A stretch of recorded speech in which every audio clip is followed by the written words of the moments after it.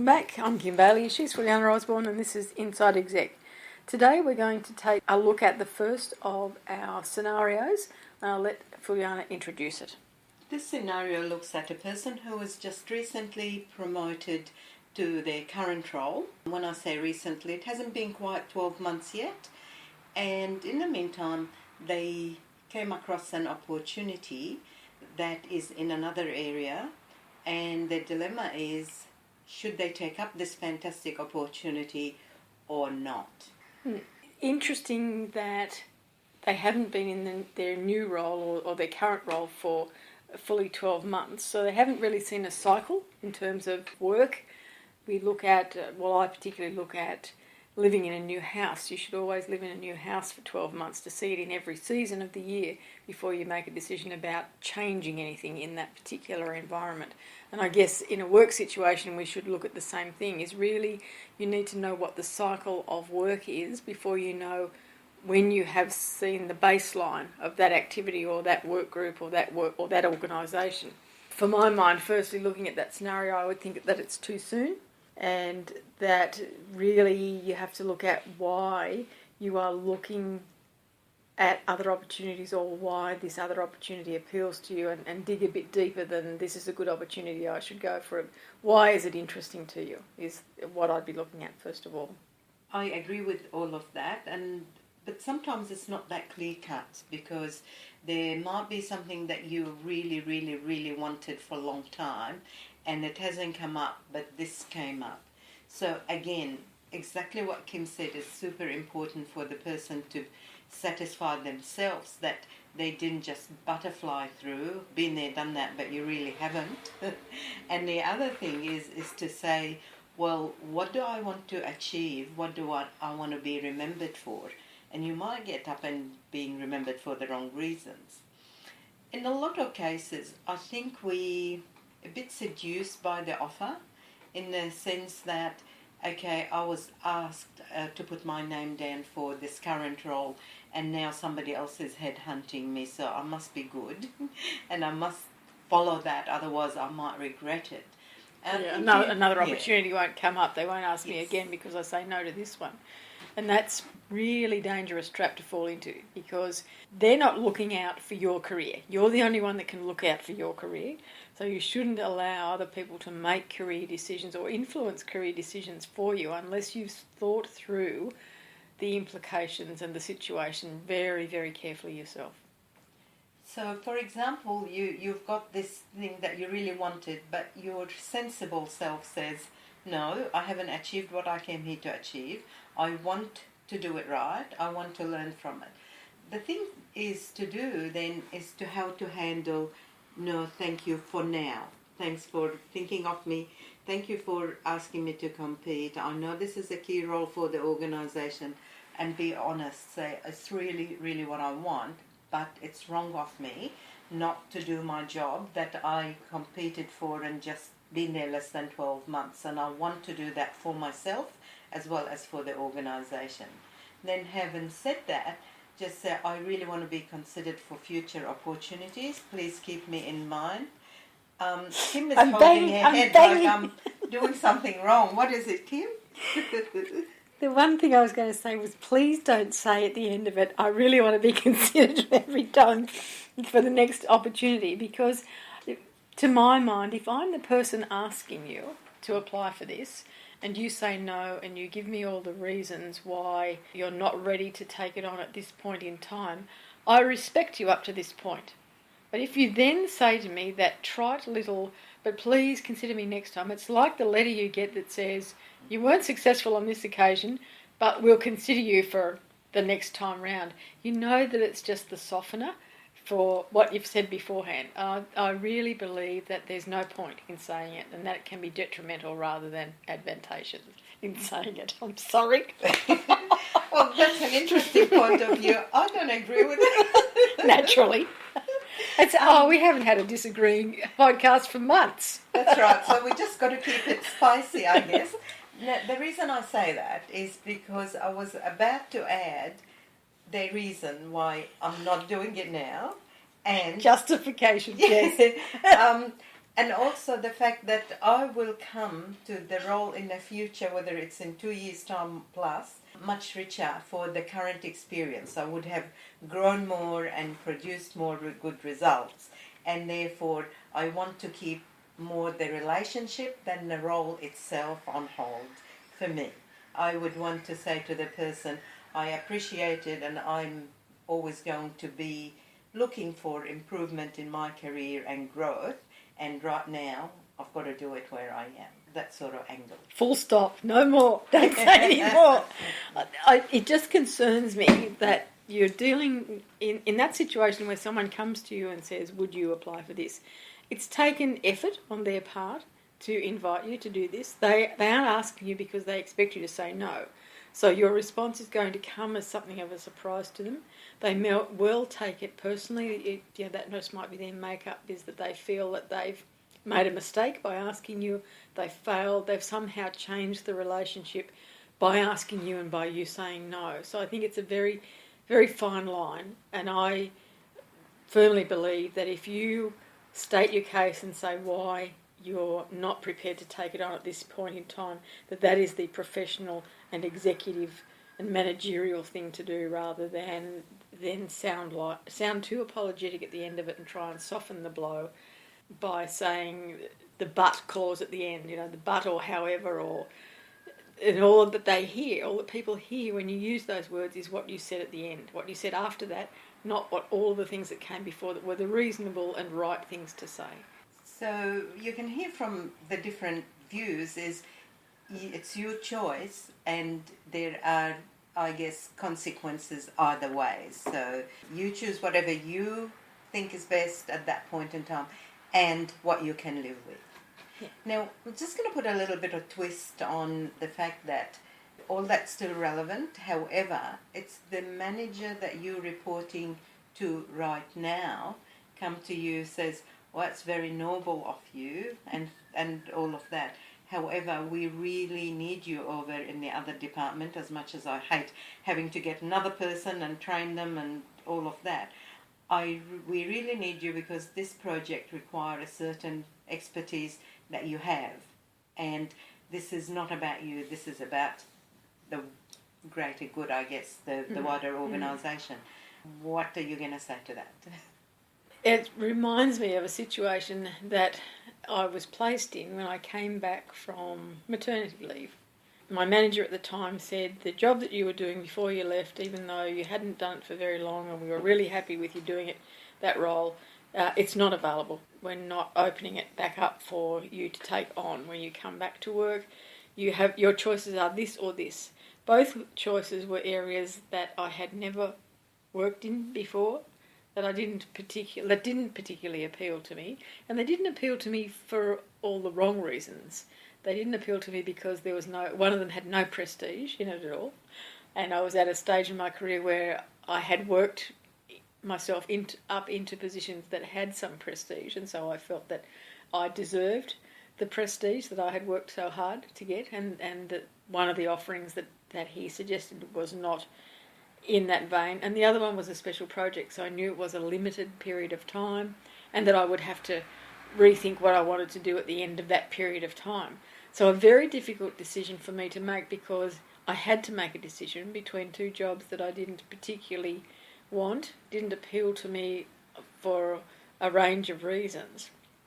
And in the thought processes and in the decision making that went into that situation, I had to think about what I wanted to do longer term, where I wanted to be, and how much time I was prepared to commit to particular tasks that were going to be new to me. So I had the new project, which would have been a 12-month one, and then I would have had to look for elsewhere. And so in looking for the next stage after that one, I would have been justified in saying people would look at it and not think that I had just jumped from one job to another, because I'd gone from being on leave to going to a project to going into work. But that can then look bad because you weren't prepared to come back from your leave and to commit to something long term. You just went to a project to see whether it would work out or how you felt about working and all of the negative things that were going with that. Or I could go into this other role that didn't have the prestige.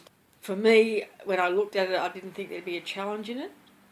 it was certainly an area that was going to give me a particular type of experience that I hadn't had in the organisation previously, in that I would have a large team responsible to me of very varying ages, and the function that the team performed was intrinsic to the rest of the work of the organisation.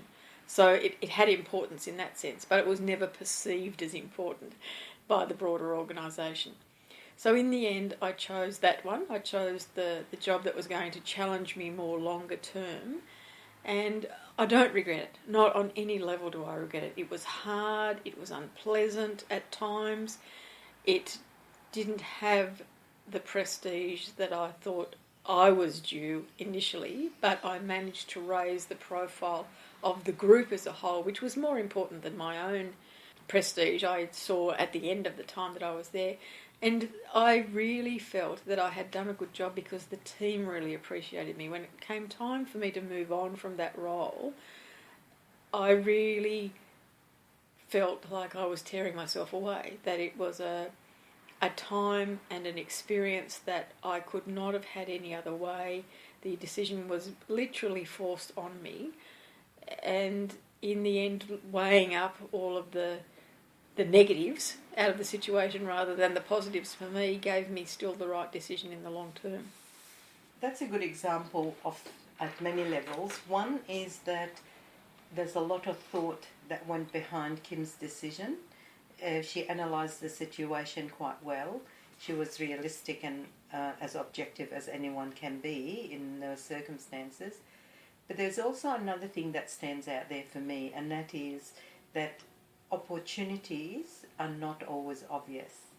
So, and they're not always the ones that you want. They're not yes. always what you would see as moving up the scale, moving outwards, and they're not pleasant opportunities. Sometimes it's between a rock and a hard place. So that the decision then for you at that time was the right one, and in the long term it was very rewarding. But it's also a reflection of how I work. I'm not a project person. I can't go from one thing to the next. I really do like a long-term placement so that I can see multiple activities go from start to finish rather than single tasks. That's just my working method. But for others, I can see that going from project to project is going to suit them better, and that they're always going to be more comfortable going from project to project. It might be that they work in a project and they get to a point where it's not the end of the project, but it's the end of where they can see their excitement and enthusiasm and commitment, so they do look for the next project to go on to. And if that's you, if that's your working environment, then you have to accept and promote and embrace that and always work that way. Don't try and fit yourself into a different mould because you think it's time that you looked for a more longer term career rather than just project to project. You know, if we look at the people who fit themselves into the consulting world, they're people who work project to project. They don't look long term at an organisational framework and are comfortable in that. They're more comfortable with the project model. Back to the example of the person who would have seen the second offer as a good opportunity for them, and where their manager said, no, it's for the good of the organisation for you to go there. What would you do in that circumstance? You could say no, and for the same reasons as you thought about before, I want to see results here, etc., etc. But you do have to think strategically and think about the organisation. It's got to be good for you and the organisation. So the question is, would that help me personally and the organisation? The answer is yes. So what's the downside? The downside is that I didn't have enough time to achieve where I am.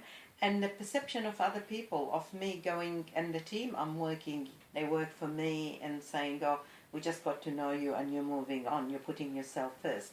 I think it's important to communicate the reasons behind that move, why at this point in time this area it's got better priorities. That happens in everything we do, in business, in private. You have a plan, you have a good plan, and then something happens and priorities shift. And that's a reality. Again, I think we've talked about it in previous podcasts about being very clear about what your own goals are and that those can change, and you have the micro goals, the mini goals, the short-term goals, the long-term goals, that all of those things are reviewed constantly so that you don't come to a point where an opportunity does get presented to you and you don't know what to do. You don't have a process for working through that offer and seeing what the benefits are and what the drawbacks are. So in determining what is an opportunity, you have to keep a very open mind and talk to people a bit more about the job. Certainly in some cases my career progressed simply because other people were looking out and they could see a fit with me and a certain role that I could never see. Not because for any reason, just I didn't think I was good enough, to be frankly, for some of them. And other people say, no, you could do it. So as we covered in other podcasts, the opportunity itself might look glossy on the outside and it might look quite the opposite. So take the time to analyse it and be honest with yourself in that analysis. As Kim said, in her case, she knew her style and what she likes. Another person might be either or just project oriented. So in that sense, knowing yourself and what you like is good it'll help you as one step of that clarification. The other thing is to remember we don't always know, like you were pretty good in knowing that at the time, but a lot of us don't know. I keep saying, well, that's what, if you remember back to sports and school days, when you're first starting off, you try everything. So when you go into, stop laughing, Kim. She's laughing at me because she didn't think I've ever done sports. That's it. That's exactly it. Oh, here she is, the voice of authority. Remember back to your sporting days. I was going to ask her which sports, particularly, was she talking about. Well, I was actually thinking about the era of my daughter, so that you probably can relate to a bit more. When you were able to play, softball, baseball, netball, and soccer, and all sorts of sports, and indoor hockey. And I know she tried all of them, and I thought I encouraged that. Try them because you never played them before. And then she narrowed it down to 3 things she wanted to do. And I'm saying is in your career, don't be afraid to try it because it's not your natural fit and it's not a comfortable or even understood style of work or areas. Because also in that situation, you might bring to that position or that activity qualities that haven't been brought to that one before. I've talked previously about looking at other industries and taking ideas from other industries. This is an example where your qualities, your knowledge, your way of working can bring to a role something that hasn't been thought of or hasn't been experienced in that role before.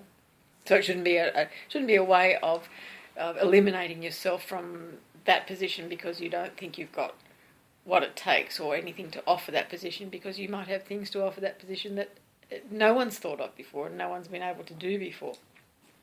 So when you look at the scenario when we started, whatever decision you make, it's not the right or wrong that we encourage you to think about. We're encouraging you to think about when deciding the impact. The impact your decision will have on you, the impact on the people that you are working with and for, your team, the organisation, and then your area. You've got to think about all of those and think it's going to be hard making the decision, but out of all of those, which ones will give me more immediate and long-term satisfaction and I can live with the results, and which of these is going to be just negative. I'm going to say to my boss, I'm going whether you like it or not. I saw that opportunity. The other person think, okay, how long will I keep him for? He's butterflying, or whatever the case may be. So I guess it's important to just weigh up all your options and decide for yourself, because you're the one that have to live with it in the end. We've probably covered all that we need to cover in looking at that scenario. So I just want you to remember that if you need advice on which sporting activity to take up in the next 6 months or so, that you could email Fulyana.